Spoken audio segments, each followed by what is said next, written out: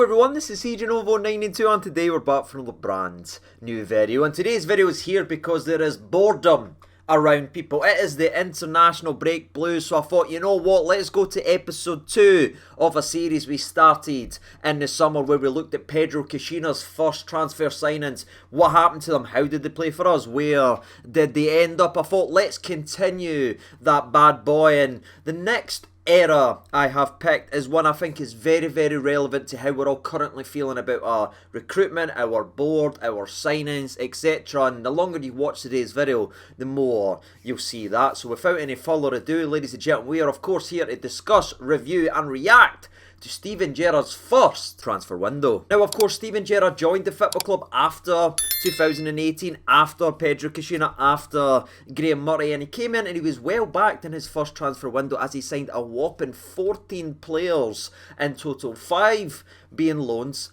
4 being free agents, and 5 of them being players that spent on some moolah. And I think we're going to start off the way we probably should, because whenever you thought of a Steven Gerrard's Rangers side, this guy was usually in the starting 11. Mr.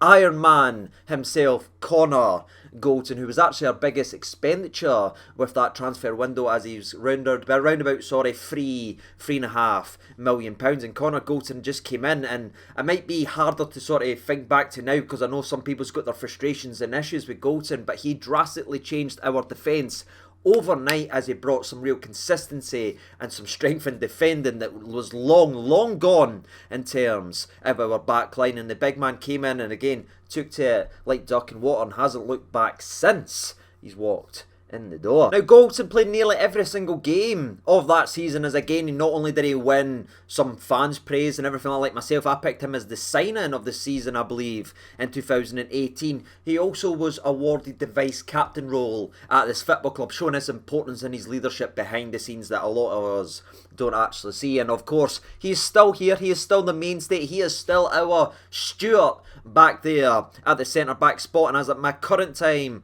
of recording, he has played a whopping 236 games, scoring 20 goals and having cheeky 9 assists to boot. But again, he's a defender. What's he brought in the defensive? Well, not only did he stifling up a really poor, wide open Rangers defence, he's now been part of a record-breaking defence with goals conceded, an undefeated league title, and being one of the main players on the European run, where again, some people might say, aye, but what about the mistake in the final? How did we get to the final? Connor Goldson locked up one of the most informed players in European football in Kunku and kept the boy quiet and in a brace. So aye, that's how I feel about Connor Goldson. I think this one has to be considered a massive success. I don't know how you feel, and I would love if you are watching today's video, if you're going to stick in with it, just to let me know if you think they've been a success or if you think they've been a flop, because aye, there's a lot of them that's still here after Gerrard's first season. But yeah, for me, has to be considered a success. He's been absolutely brilliant since he signed. Next up, I think we'll move on to a guy that played directly beside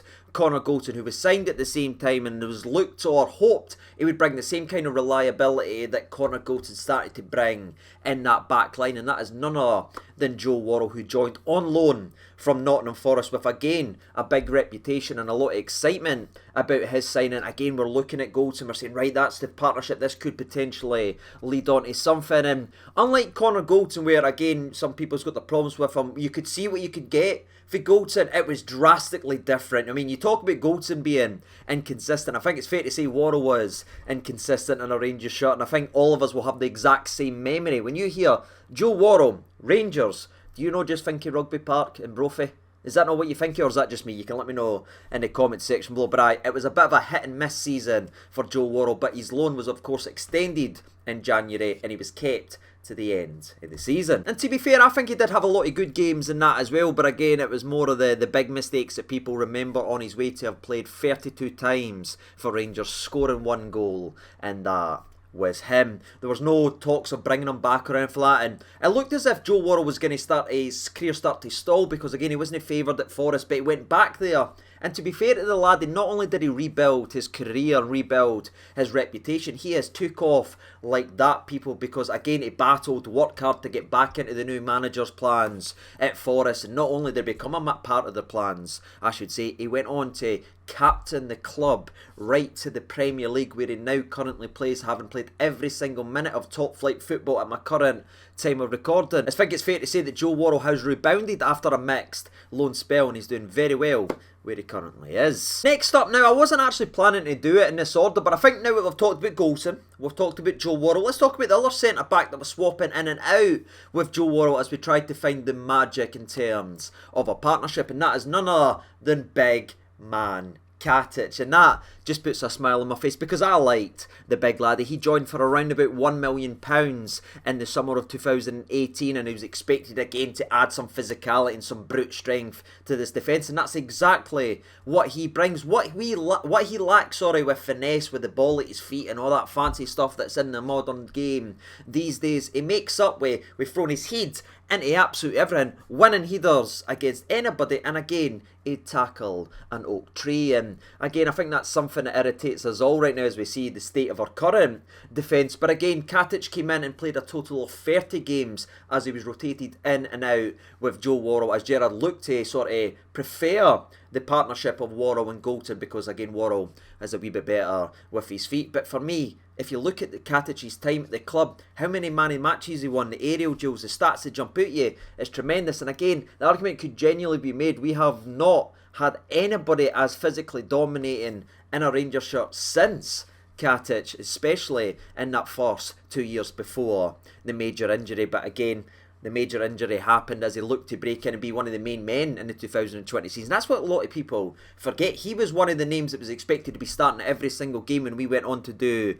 what we'd done, but he got a horrific injury, spent a year rehabbing, and then he was loaned out in a loan that people say was disappointing, but that was just about getting his sort of feet wet again in the football and building his way up. And Katic has eventually just moved this transfer window to Zurich, which is actually a really good move for a laddie. But yeah, he leaves on a free after having played a total of 59 games, grabbing 6 goals, including that wonderful goal at Parkhead, and notching in cheeky free assists. And yeah, that was Katic's time at the football club. That's 3 centre-backs so far, and only one of them remains. But speaking of remains, that leads me to the next player, and trust me, if you think this is bad already, just wait till you see the full list. This is genuinely 2018's signings, but the next player is going to be none other than Barisic himself, who actually impressed against us, and we went, you know what, we'll take that laddie right there. And it's weird to think about Barisic because actually, you know how I really rate him and everything, and I think, see when he's confident and when he doesn't lose his head and doesn't get lost or get down or anything, I think he's about as good as anybody back there, and I still think he's one of the best crossers of football I've ever seen. But there's always the wee bit of the frustration when something goes wrong, it kind of affects him and affects his overall performance, and that was kind of similar in his first season, as he just played 27 games in total as he shared duties and sometimes got bombed out the squad for the other guy we signed from a fullback in terms of the 2018 season. But yeah, he played 27 times in total, still managed to notch up a very impressive a goal and 8 assists in just 27 games. That's pretty damn good. But yeah, that wasn't the end of the story from there. After winning the overall duel versus the fullback we'll speak about in a minute, he's gone on to play an incredible 168 games for Rangers. But let's speak about the guy that he beat to the job then, shall we? And someone who got very little numbers, especially the later his Rangers career went on, and that is none other than John Flanagan, who arrived from Liverpool in a way on a free transfer. And yeah, big Flanny Alves himself played out of position the majority of his time in a Rangers shirt, only playing once I think at right back. The majority of his time was at left back, which means yes, he had to constantly cut back to pass with his right foot. Do you remember that, people? Every time we went down the left hand side with the cut back to pass it. What a time to be alive. But aye, where it could be funny in that, or it's easy to pick on what his attacking output, because he's nowhere near Barisic in terms in attacker. He was actually fantastic defensively for Rangers, and he put in some really good performances that I think get forgotten about these days. And yeah, he had a great game versus Celtic as well, and it's important to mention that towards the end of the run, our best winning run in the SPFL in 2018 came with John Flanagan Flanagan at left back, not Mr. Barisic, as we were a lot more defensively sound back there with big Flanny Alves diving about the place. But again, his time was limited because of the emergence of Barisic, especially going forward, which again is Steven Gerrard's dream. But in saying that, he still managed to hit 30 appearances for Rangers in his first season, where he managed to notch 1 assist, 8 yellow cards and a red. If that's not the most 2018 stat you've ever heard, I don't know what is, people. But aye, he was on borrowed time as Barisic continued to grow, and for me got much better in the second season and started to take off, as Flanagan only made a further 9 appearances for Rangers over the next 12 months. Having obviously played a total of 39 times for Rangers, he went over to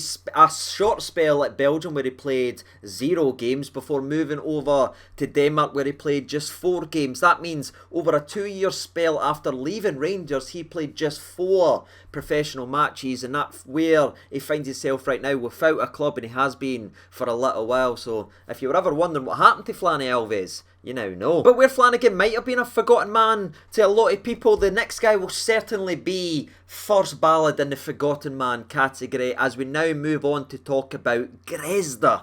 Do you remember Grezda? Well, Gerrard almost forgot mid-season, people, because Grezda played just 17 times in total, scoring 2 goals, but that was against Motherwell. You know what I mean? Motherwell are our struggling signings punching bags, people. Itten, Sakala, Grezda, it's said in the water, whoever's scoring versus Motherwell is on borrowed time at this football club. They will not be here for very long, and that was nearly evident right away from Grezda, where again he came with a lot of reputation and a lot of hype. An Albanian international, we spent a wee bit of money, rumoured to be around about £1 million on the laddie, but nearly for day one we went, what is this? Wee stories about his work ethic, he's turning up late, blah blah blah. We heard all this professionalism stuff and the lack of it, I should maybe say, and yeah, Gerrard just seemed to wash his hands with him about mid-season. He played 17 times in total, the large majority of them being 5-minute substitutions here or there, and yeah, he was bombed out just 12 months after signing for the football club, as we left for around about £400,000. That's a 600k swallow there, and it's not very nice to say. But what else is not nice to say, people, is he didn't really manage to rebound. There's no good story here from this one. He didn't be able to capture his early career form as he sort of plodded from place to place, as he's went on to move to 3 further teams after leaving Rangers Football Club, all for free transfers, and now where he finds himself as of this season playing in the 2nd division in Turkey, where he's played 5 games for a total of 101 minutes. But the next player on the list, and the next player that was signed by Steven Gerrard, can certainly never ever ever be placed in a category of unwilling to work or lazy work ethic or anything like that. We're now here to talk about Scotty Arfield, who of course joined for on a free transfer from Burnley, in what is one of our best bits of transfer business for a long time if you look at what he's actually brought to the football club. Because right away, I mean, you all saw, I think my video's still there when we reacting to Arfield, I was absolutely buzzing beyond belief about Scotty, and you know I love Scotty despite my frustrations over the last couple of months. I've genuinely loved every single second of the signing, and I just love the guy. Workload, he can play anywhere, he'll try anywhere, he'll run through a brick wall for the team. This is one of these few signings, in my personal opinion, that we've looked at over this video and last, that is a massive tick. And if you didn't believe me, his first overall season, he played 46 times, he got 12 goals and 7 assists, people. That there is filthy numbers for the saluting Scotty Arfield. But again, he brings a lot more than the stats and statistics. For me, he's brought an attitude to the midfield, a swagger, if you will, and everything like that. And yeah, I've loved every single second of him at this football club. He's been such an important player at this football club. Again, last couple of months have been a wee bit frustrated here or there, but you know what you get with Scotty, and he'll give you absolutely everything. And when you're looking at these players that we've signed for money and everything like that, that can frustrate the life of you, that wouldn't give you everything you got, it makes you appreciate a Scotty Arfield especially a lot more. And again, that's no surprise that he's still here, people. After that phenomenal first campaign in a Rangers shirt, it became a mainstay, and again, one of the most important players as we went on to win the league, win a cup, get to a European final, etc, etc. The list is all there, and as of my current time of recording, he has played a very impressive 201 games with 38 goals and 19 assists. That there is not too bad from a free signing. Scotty Arfield, we salute you. Now, the next player we're going to talk about is someone I wish that we could salute, because I was very excited also when we signed the next midfielder, thinking, right, he's on loan for Liverpool, he's got a lot of reputation, he's got a lot of hype around him and everything like that. This guy could be somebody special for his football club, but unfortunately Jaya wasn't the player that we all hoped and prayed that it would be, despite promising moments from the player, including that incredible goal versus UEFA that was so important to get us in to the Europa League, and an absolute screamer by all the expectations and everything like that. But again, it never quite worked out. Where we talked about Scotty Arfield bringing consistency and talent and work rate and everything like that and taking it to the next level, Ajaya came in, looked good on occasion, but he just wanted way too many touches. He wanted so much of the football that just doesn't exist in Scottish football. You've got to be fast, you've got to be direct, and again, you've got to be able to handle the physicality of this league, which again, I just don't think mesh well with a young laddie. But again, it never quite worked out for him, despite playing 28 times for Rangers. He just managed to muster up 2 goals and 1 assist, which again is not something we were all expecting when the laddie was first signed for the football club. He went back to Liverpool and then went out to loan to Reading and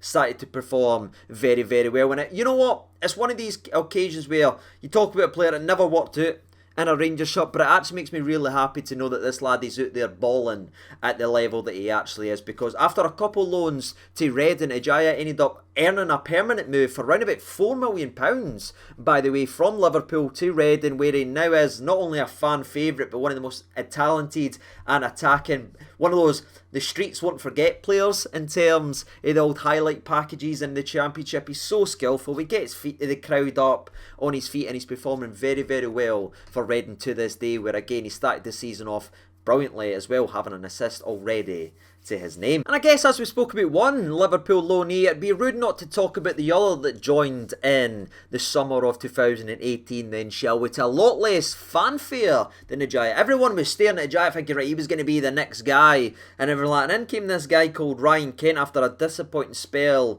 in Germany. Like, who's this guy? What's he all about? Well, Ryan Kent showed what he was all about. And for me, the key difference between the 2 Liverpool loanees that we got is Ryan Kent very quickly adjusted to the physicality, adjusted to the kicks, and again, that Goff just seems to love the physicality, and every time he gets nailed, he's back up on his feet and everything. Like, nothing really phases him in terms of that. And I know there's a lot of people with frustrations about Ryan Kent, but it's got to be said, when he did come in the door, he was brilliant that season. It just added a fresh excitement to this Rangers team, which again was lacking. Someone just to get you up off your feet, and he was that guy every single time he touched the frickin' football. And after 43 games in his first season, in which he grabbed 6 goals and 9 assists, we all wanted more of Ryan Kent. And after his loan ended, after the 2018-19 season, he was bought directly back to the football club in one of the most dramatic transfer deadline days. Casper Kent, it was one of the best days online I've ever had, people. A lot of laughs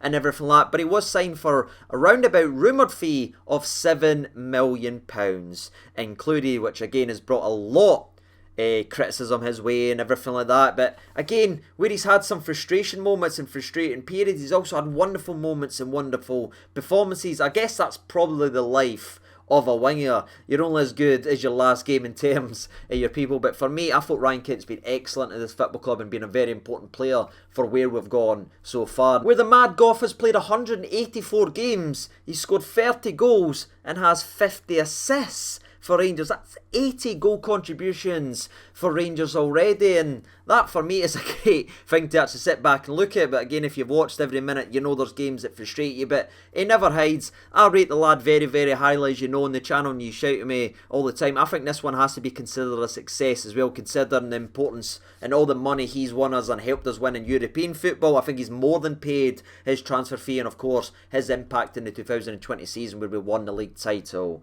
and that as well. So yeah, that's Ryan Kent summarised, and yet another player who was signed in the first transfer window under Gerrard that's still a main piece of our puzzle in 2022 going into 2023. And you know, that phrase or piece of the puzzle actually leads me perfectly to the next guy, because I genuinely thought, and I think we all did, that Jamie Murphy was the guy that we probably needed at that time, signing for around about £1 million for Steven Gerrard's side. We were all excited about him, and he started the season off so damn well. He was looking positive, he was scoring, he was assisting, and then we all know what happened. His major injury on that horrific plastic pitch affected not only his Rangers career but his overall career, as for me he was never the same player after that injury, and we only got to see 8 games played in the 2018 season before that major injury, but yet he still managed a cheeky goal and 3 assists in those 8 games. That means 50% of his games played he was adding a goal or assist. What could have been with Jamie Murphy if that injury didn't happen, but yeah, unfortunately did. Now it does make me very happy to be able to say that Murphy did eventually pull on the Rangers shirt again and got to live the dream again and still have some magical moments, but it just never quite was what we all wanted to be, and Murphy only managed to play 29 times in total for Rangers, where he still got an impressive 6 goals and 13 assists, 29 games, 19 goal contributions. Again, sorry to say it already and another time in a video, but what could have been if the laddie was able to continue his career before that freaking injury? But aye, it heavily affected him. It changed his trajectory, and after bouncing about, he went on a loan to Burton, he went on a loan to Hibs, he eventually made his move permanent to Hibs, and then from Hibs he went on a loan to Mansfield, and then back to Hibs, and then ended up where he is right now at St Johnstone, where again, I always look at him, whenever I see it on the goal flash, if he pops up and scores, it puts a smile on my face. He's one of us that got robbed real time playing for the famous, and aye, he'll always be one that I'll consider and think about if it didn't happen in an injury, what a player he could have freaking been. And I'm sorry to say this phrase again, people, but what could have been actually gives me the perfect transition into the next guy. Do you remember Lassana Coulibaly? Because Ade, people, especially his first 5, 6, 7, 8, 9, 10 games in a Rangers shirt, we were singing, we were dancing, we were loving life and hating Fife, because this guy could do anything with a football. Forward, back, skill moves. Do you remember the run that he done where he beat 6 players on his own before getting absolutely rattled and just getting smacked, which should have been a red card, by the way? But something happened at that exact moment when he just got absolutely nailed and there was no protection for the referees. I don't know if he did pick up a niggle or anything like that and maybe it affected him that way, or maybe psychologically he went, hold on, what is actually this? Because he was never, and I mean never, anywhere close to the player he was in a Rangers shirt for his first 10 or so games to that point where he got that massive kick and it should have been the red card. Yes, he did go on to play a total of 30 games for Rangers that season, but if you remember back, like I'm sort of remembering how it was going, he started his Rangers career so well and then he just petered out and just became just another guy. Now the big man did get 3 goals and 2 assists during those 30 games, but it was nowhere near enough of consistency to warrant a permanent move to Rangers. So he went back out on loan the following year over to Belgium, where again he started to perform very well, and he eventually earned his move to the Serie A, where he plays week in and week out and gets a lot of praise and plaudits for Salernitana in the old Serie A, where again he just dominated a Juventus midfield not too long ago. So aye, it seems to be whatever went wrong at Rangers he's been able to fix, and now he's actually a very effective and fantastic footballer down in the Serie A. Next up we have a guy who stands at 7 foot and he sometimes plays the flute, or that's at least what I've been told. It is none other than Kyle Lafferty, which again I think we were like excited about because of what he'd done at the past, and he was a very good player for Hearts, but it was a move that I remember saying in the reaction video did surprise me because I wasn't sure where he would fit, and it almost felt like it wasn't a Gerrard signing. Do you know what I mean by that? Like, it didn't feel like it was him. It was maybe advised to him or anything like at the time, like the director of footballs and all that stuff that we've got these days, and it never quite meshed and it never was able to replicate anywhere near what he was capable of doing and what he had shown the season before at Hearts. Yet still, he managed to play 40 times in total for Rangers, slapping the ball into the back of net 8 times and grabbing a respectable 6 assists, because sometimes he was played out of positions. I think I said 40 games there. If I did, I apologise. It was actually 46 games. There's a lot of numbers in the noggin. It was 46 games, 8 goals and 6 assists. But again, the longer the season went on, the further away he became, and just 12 months after signing for Rangers for around about £400,000 from Hearts, he was moved on, and his trajectory is honestly like you were just spinning a globe and you were just going there, there, there, there. Because he went over to Norway, he went over to Sunderland where he became a bit of a folk hero again, he went over to Italian football, he went back to Scottish football, and after playing for Kilmarnock and they got relegated, he went over to Cyprus for a wee bit of sunshine and then he went back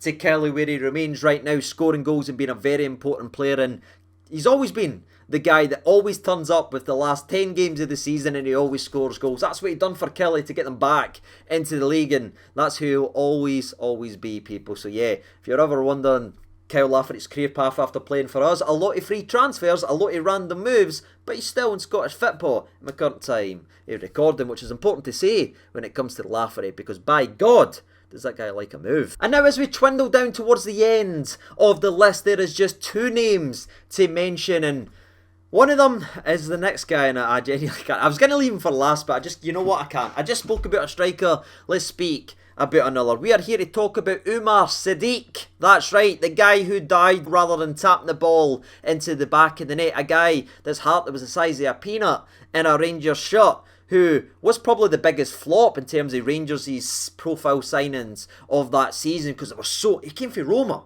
you know what I mean? Talk up for here, talk up for this guy, he was going to do this, he was going to do this. Every move was an adventure. With every touch, it became obvious that he didn't want to be here, and it just never worked out. Again, the horrific dive for Aberdeen. He did play 28 times for Rangers, which really surprised me. Scored 3 goals, got 3 assists. If you look at that, you think, no, he was terrible in a Rangers shirt. However, it's got to be said, just like a couple of players we've already mentioned, after a disappointing loan at Rangers, he rebuilt himself back up after a loan in Italian football, after a move to Spain where he just started to slap the ball in the back of net at a ridiculous rate. He has now earned an £18 million move to Real Sociedad. They replaced Isaac, who's got sold to Newcastle for what, 60 million? I don't know what the value is, but they went, you know what, the one player we want to spend money on who we think's able to replicate that is Umar Sadiq, and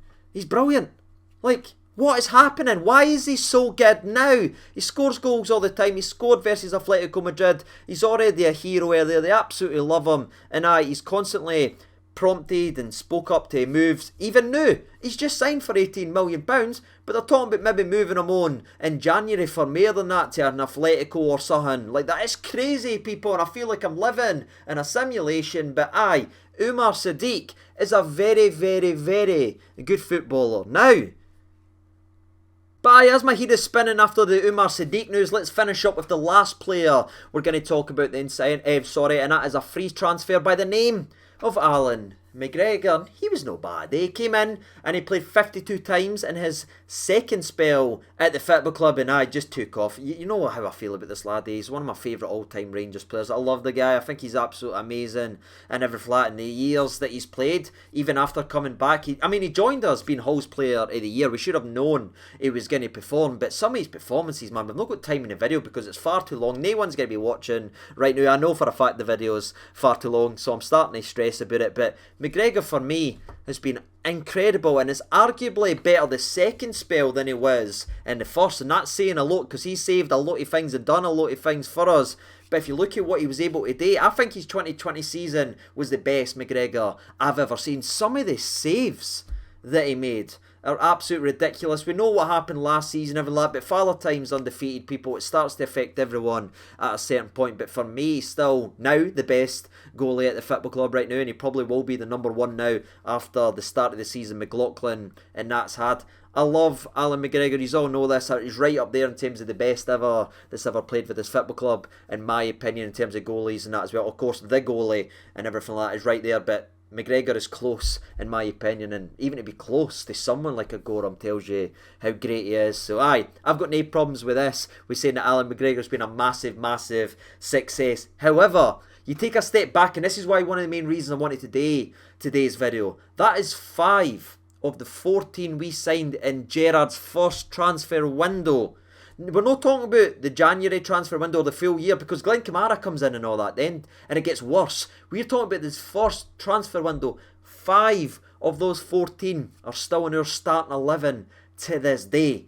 people, how do you feel about that? Some people might say, oh, well, that's good recruitment, but is it, or is that standing still and everything like that? You're going to need to let me know your thoughts and opinions on this one. This is why I wanted to look at not only the signings and reflect on how they all go on, but I want to know your thoughts and opinions on the fact that 5 of them are still in their starting 11. That'd be great to see what you've got to say. And I know not many people's going to be watching right now, so I'll wrap up today's video by saying thank you to those who actually are. I greatly appreciate everyone spending a little bit of their time with me talking about the football. If you want any other managers' first transfer windows broken down and discussed, let me know down in the comment section below, and I will go through each and every single one of them. So who do you want to see next? Let me know down in the comment section below. And until the next video, I've been CJ92. Thank you so much for watching, and bye-bye.